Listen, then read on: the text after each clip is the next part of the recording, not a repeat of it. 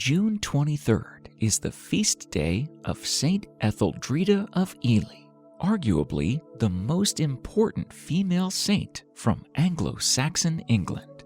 Etheldreda, also known as Ethelthryth, the Old English form of her name, or as Audrey, a familiar late medieval version, was the founder of a great monastery and the first in an influential dynasty of royal saints. In 597 AD, Saint Augustine, a great Roman missionary, came to Kent to try to convert the pagan Saxons to Christianity.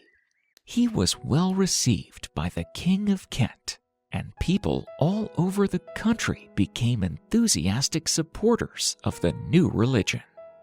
Among them was Anna, the King of East Anglia, who lived at Exning, a village close to Newmarket, about 12 miles from Ely. The king had 4 daughters, princesses with Berga, Sixberga, Ethelberga, and Etheldreda. Etheldreda, or more properly Ethelthryth, was the 3rd daughter of King Anna. King Anna was a Christian who did much for the conservation of his own kingdom and that of Wessex. Etheldreda was brought up in an atmosphere of piety. She was a beautiful young girl who wanted to devote herself to the church and took a vow to remain a virgin. In AD 652, she was given, against her will, to Tondbert, king of South Gwyer, an East Anglican subkingdom in the Fens.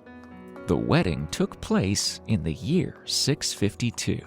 As part of their marriage settlement, Tondbert gave his wife an estate, then called Elgi, and afterwards Ely. Tondbert, respecting her monastic vocation, allowed Etheldreda to live as a nun during the 3 years. Tondbert died 3 years later, and upon his death in 655, she retired to the Isle of Ely, which she had received from her husband as a gift. Very soon, Etheldreda was forced to marry again out of political convenience, this time to the heir of Egfrid, king of Northumbria. Egfrid was only 15 years old and several years younger than Etheldreda. He agreed that she should remain a virgin, as in her previous marriage. But 12 years later, when he grew up, he wished their marital relationship to be normal. Rather than succumb to his wishes, Etheldreda, a queen by now, fled back to Ely with 2 nuns and managed to evade capture.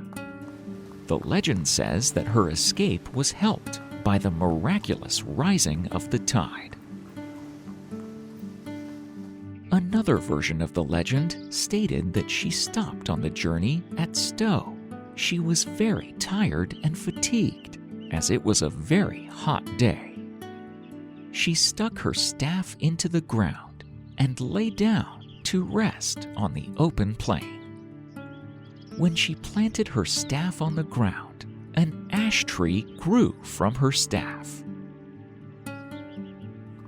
It grew so large that she was able to hide under the tree.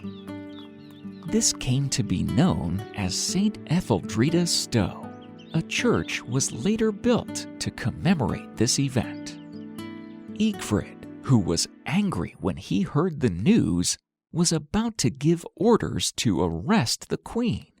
But that's when Saint Wilfrid, Bishop of York, arrived. The bishop defended Etheldreda's choice against King Egfrid. The marriage was annulled, and Saint Wilfrid gave her the veil in 671 AD. The first task of Etheldreda was to build a large monastery. She built a large double monastery for men and women. Etheldreda governed the convent herself, and by her example was a living rule of perfection to her sisters.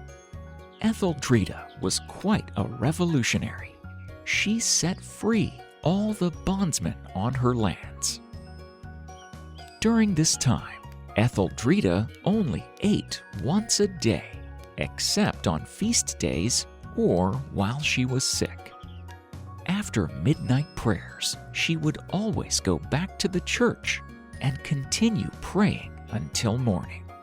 Many of her old friends, relations, and courtiers followed her and her example.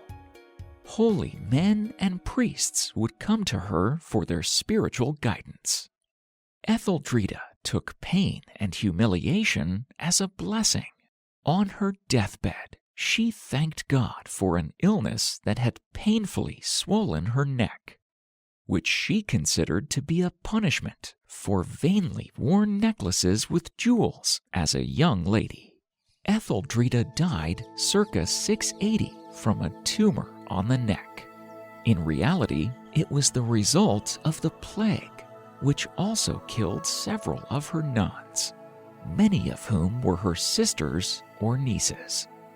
After her death, devotion to her spread rapidly as people received help and favors through what they were convinced was her powerful intercession in heaven.